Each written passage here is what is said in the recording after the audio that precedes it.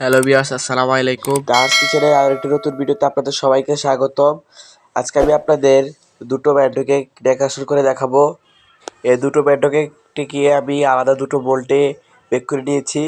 তো প্রথমে একটি টার্ন টেবিলের উপর কেক বোর্ড রেখে অল্প একটু ক্রিম লাগিয়ে নিয়েছি। তারপরে একটি কেকের লেয়ার দিয়ে সুগার সিরাপ দিয়ে ক্রিম দিয়ে ভালো মতো লেয়ারটিকে কভার করে নিচ্ছি। এবার দ্বিতীয় লেয়ারটি দিয়ে সুগার সিরাপ দিয়ে দিচ্ছি। এবার ক্রাম কোটিং করে নিচ্ছি। ক্রাম কোটিং করে নিলে ফিনিশিংয়ের সময় কেকে যে দানাদার ভাব সেটা আর উঠে আসবে না, একটা ফিনিশিং সুন্দর হবে। তো এবার আমি হালকা সবুজ কালারের একটি ক্রিম দিয়ে ফাইনাল ক্রিম দিয়ে কেকটাকে ভালো করে কভার করে নিব। একটি স্ক্যাবারের সাহায্যে কেকটাকে ভালো করে ফিনিশিং নিয়ে আসবো। তো কেকটাকে ফিনিশিং করার পর আমি ওয়ান নজলের সাহায্যে পিঙ্ক কালারের একটি ক্রিম দিয়ে মাধ্যমে ছোট ছোট করে কিছু ফ্লাওয়ার এঁকে নিচ্ছি।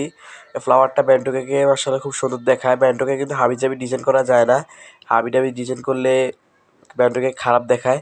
তো এবার আমি 2D নজলের সাহায্যে চাপ দিয়ে উঠিয়ে দিচ্ছি, দেখুন স্টারের মতো সুন্দর একটি ফ্লাওয়ার তৈরি হয়ে যাচ্ছে।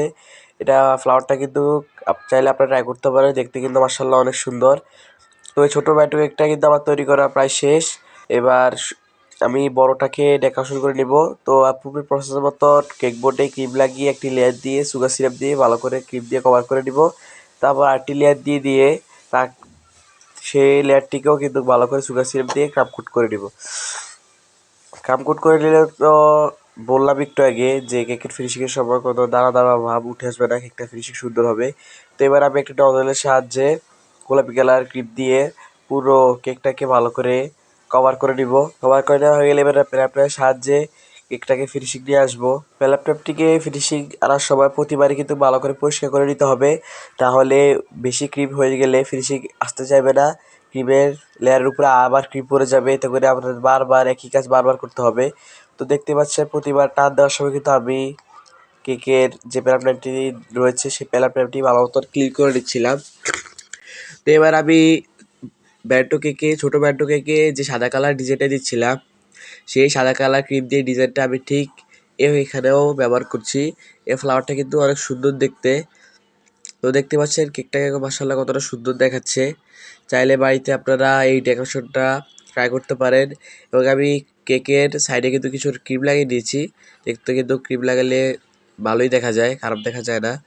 তো এই হচ্ছে আমার কেকের ফাইনাল লুক। আশা করি এই ডিজাইনটা খুবই ভালো লেগেছে। এই ভিডিওটা দেখে যদি আমাদের একটু উপকার হয়ে থাকে তাহলে প্লিজ আমাদের চ্যানেলটিকে সাবস্ক্রাইব করে আমাদের পাশে থাকতে পারেন। যারা যারা অলরেডি আমাদের চ্যানেলটিকে সাবস্ক্রাইব করেছে তাদেরকে অসংখ্য ধন্যবাদ। আজ এ পর্যন্তই, দেখা হবে অন্য কোনো ভিডিওতে। সে পর্যন্ত সবাই ভালো থাকবেন, সুস্থ থাকবেন। আজ এখানে বিদায় নিচ্ছি, সবাইকে আসসালামু আলাইকুম।